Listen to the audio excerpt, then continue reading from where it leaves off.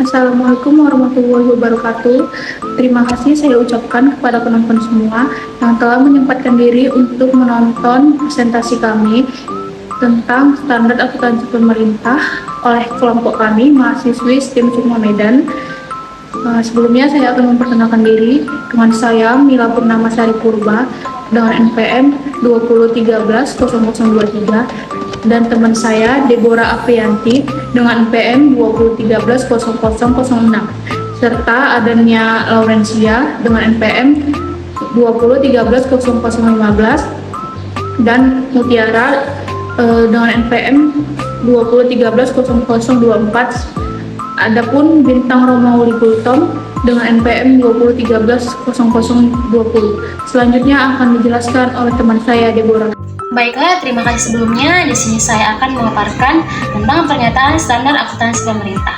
Yang pertama, PSAP nomor 1, penyajian laporan keuangan. Yang kedua, PSAP nomor 2, laporan realisasi anggaran. Yang ketiga, PSAP nomor 3, laporan arus kas. Yang keempat, PSAP nomor 4, catatan atas laporan keuangan. Yang kelima, PSAP nomor 5, akuntansi persediaan. Yang keenam, PSAP nomor 6, akuntansi investasi. Yang ketujuh, PSAP nomor 7, akuntansi aset tetap. Yang kedelapan, PSAP nomor 8, akuntansi konstruksi dalam pengerjaan. Yang kesembilan, PSAP nomor 9, akuntansi kewajiban. Yang kesepuluh, PSAP nomor 10, koreksi kesalahan, perubahan kebijakan akuntansi dan peristiwa luar biasa.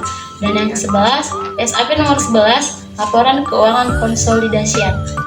Nah, di sini juga ada buletin teknis standar akuntansi pemerintahan.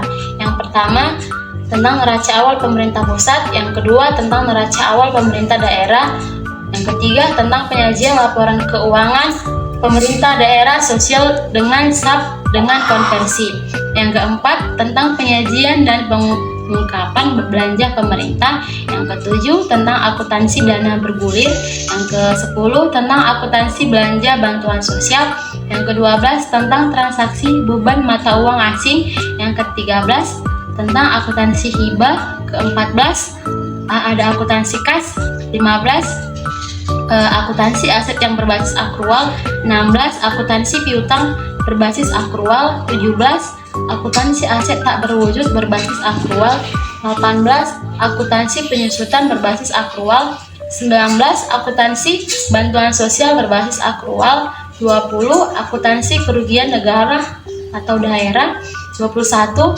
akuntansi transfer berbasis akrual, 22 ada akuntansi utang berbasis akrual, 23 akuntansi pendapatan non perpajakan, dan yang terakhir 24 tentang akuntansi pendapatan perpajakan. Terima kasih. Jelaskan tentang PSAP nomor 1, di mana PSAP nomor 1 berisi tentang penyajian laporan keuangan. Laporan keuangan yang kami analisis dan kami gunakan yaitu laporan keuangan audit Badan Pendapatan Daerah atau BPD, Kota Denpasar tahun 2021, di mana disusun secara spesifik dengan tujuan pelaporan keuangan untuk menyajikan informasi yang berguna untuk pengambilan keputusan dan untuk menunjukkan akuntabilitas entitas pelaporan atas sumber daya yang dipercaya. Untuk item-item yang digunakan dalam PSAP nomor 1 yaitu basis akuntansi, entitas pelaporan, pendapatan LO, dan neraca. Berdasarkan data yang sudah kami analisis, dapat kami simpulkan bahwa PSAP nomor 1 tentang penyajian laporan keuangan sudah sesuai dengan pencatatan akun-akun dan komponen yang ada di dalam PSAP nomor 1. Dan untuk PSAP nomor 2-nya, di mana PSAP nomor 2 berisi tentang laporan realisasi anggaran berbasis kas, yang menyediakan informasi yang berguna dalam memprediksi sumber daya ekonomi yang akan diterima untuk mendanai kegiatan pemerintah pusat dan daerah dalam periode mendatang dengan cara menyajikan laporan keuangan secara komparatif, dapat menyajikan informasi kepada para pengguna laporan tentang indikasi perolehan dan penggunaan sumber daya ekonomi. Di mana item yang digunakan ada 3 item. Yang pertama surplus atau defisit LRA, yang kedua otoritas kredit anggaran, dan yang terakhir itu laporan realisasi APBD. Nah, berdasarkan data yang sudah kami analisis mengenai PSAP nomor 2, dikatakan bahwasannya PSAP nomor 2 sudah sesuai dengan akun-akun yang tercatat dalam laporan kedinasan dengan komponen-komponen yang tercatat dalam PSAP nomor 2 yang menjelaskan tentang laporan realisasi anggaran, surplus defisit RRA, otoritas kredit anggaran, dan laporan realisasi APBD.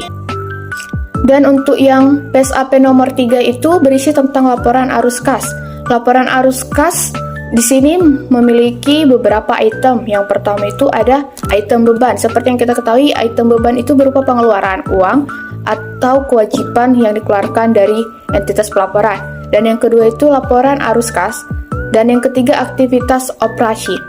Nah, berdasarkan data yang sudah kami analisis dari keuangan audit Badan Pendapatan Daerah atau BPD Kota Denpasar pada tahun 2021, pada laporan analisis dapat kami simpulkan standar akuntansi pemerintah berbasis akrual dengan PSAP nomor 3 sudah sesuai dengan akun-akun yang tercatat dalam laporan kedinasan dengan komponen yang tercatat dalam PSAP nomor 3. PSAP nomor 4 yang berisi tentang catatan atas laporan keuangan.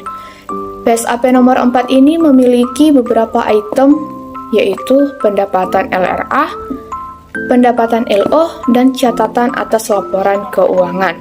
Catatan atas laporan keuangan ini menjelaskan perubahan anggaran yang penting selama periode berjalan yang disetujui oleh DPR, hambatan dan kendala yang ada dalam pencatatan target yang telah ditetapkan, serta masalah yang dianggap penting oleh entitas pelaporan.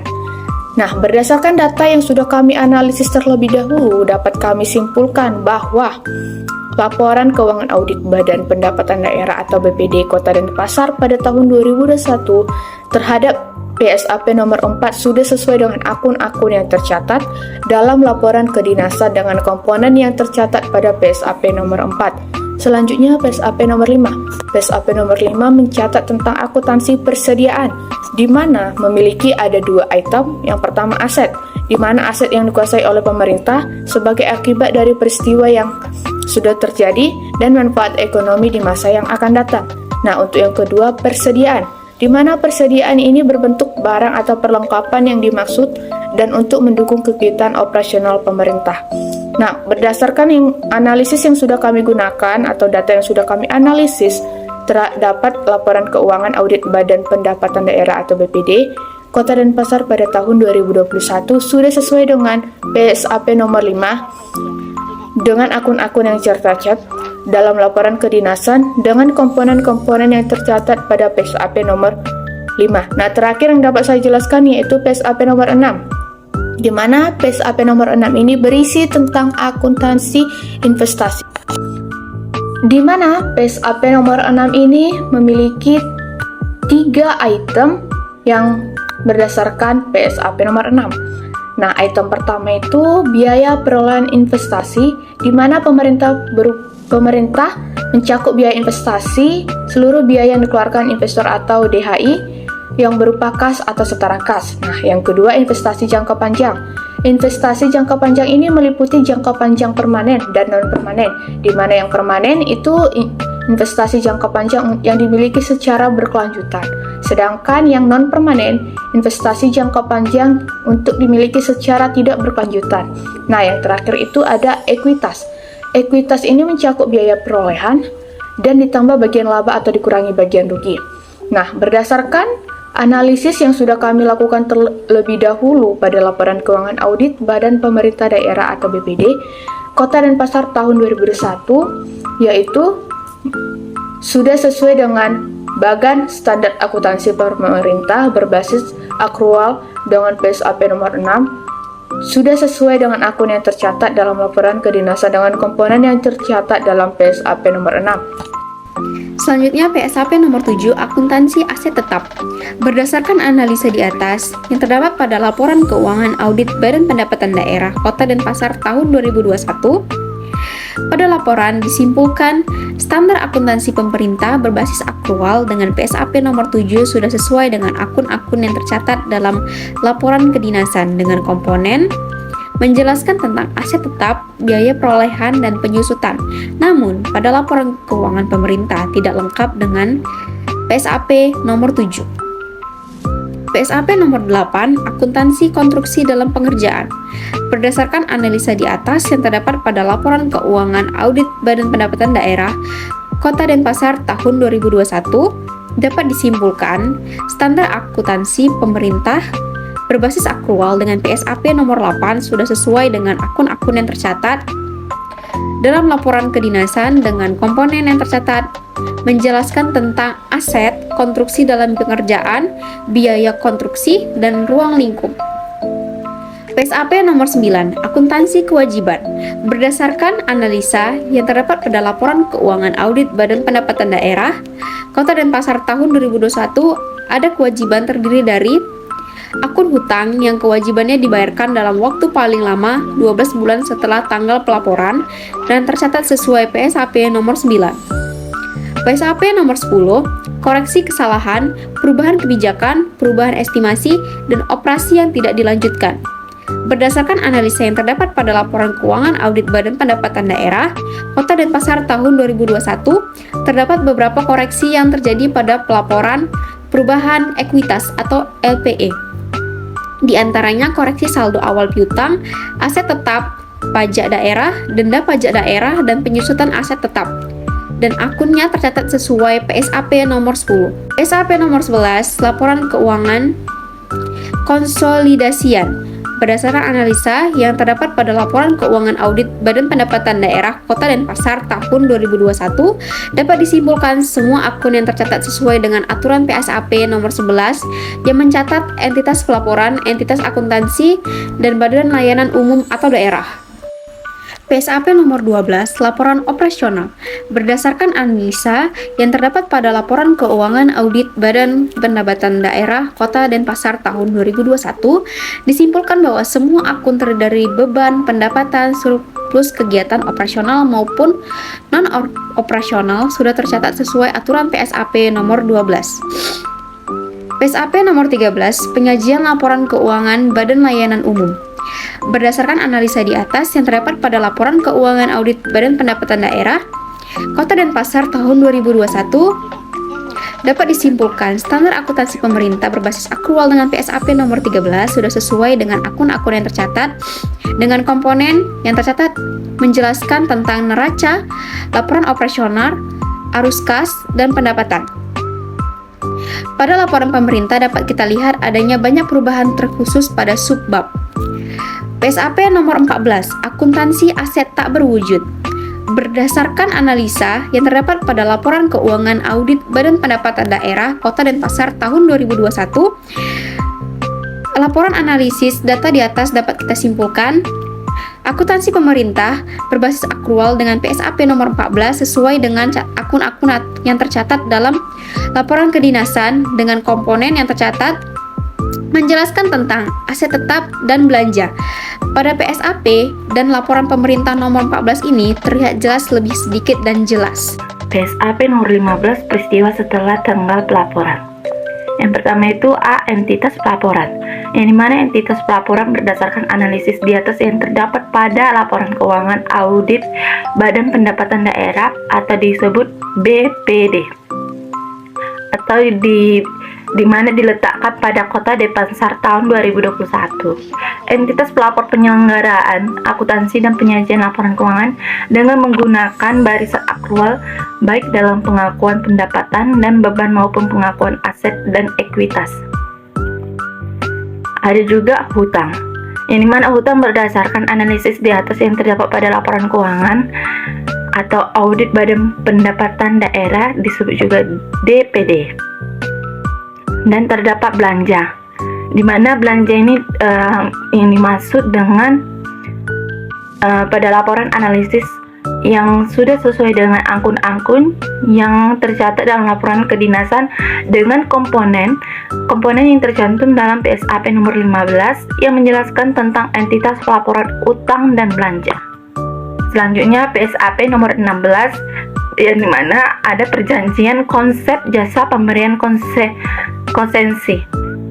Nah, PSAP nomor 16 ini berdasarkan analisis di atas yang terdapat pada laporan keuangan audit Badan Pendapatan Daerah atau disebut BPD, mencangkup deskripsi perjanjian kontrak atau perikatan yang dipersamakan sehubungan dengan adanya perjanjian konsesi jasa serta ketentuan yang signifikan dalam perjanjian konsesi ini juga yang dapat dipengaruhi oleh nilai atau jumlah periode waktu.